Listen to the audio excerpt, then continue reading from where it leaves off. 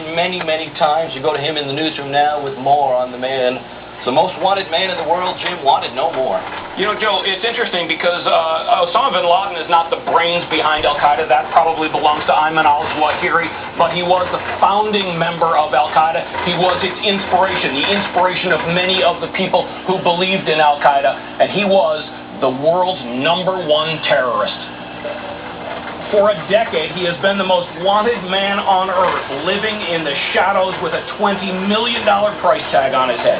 Osama Bin Laden was born in Saudi Arabia in 1957, the son of an enormously wealthy construction magnate with close ties to the Saudi royal family.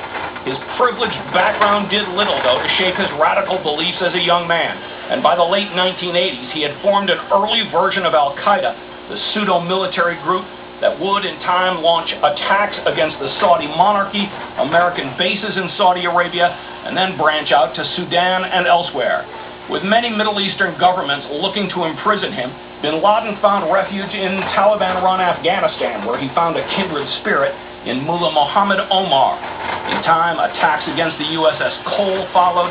A number of planned attacks failed, as Bin Laden and his followers built training camps in various rural areas of Afghanistan. Most of the plans failed.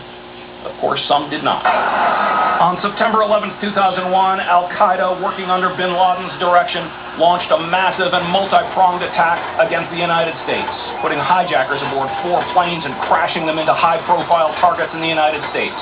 1 struck the Pentagon, 2 hit the World Trade Center, and on a 4th plane believed to be headed to the United States Capitol or possibly the White House, passengers overtook the hijackers and the plane crashed into a field in Pennsylvania. Nearly 3,000 people were killed that day. Eventually, America launched wars against Afghanistan and eventually Iraq in response.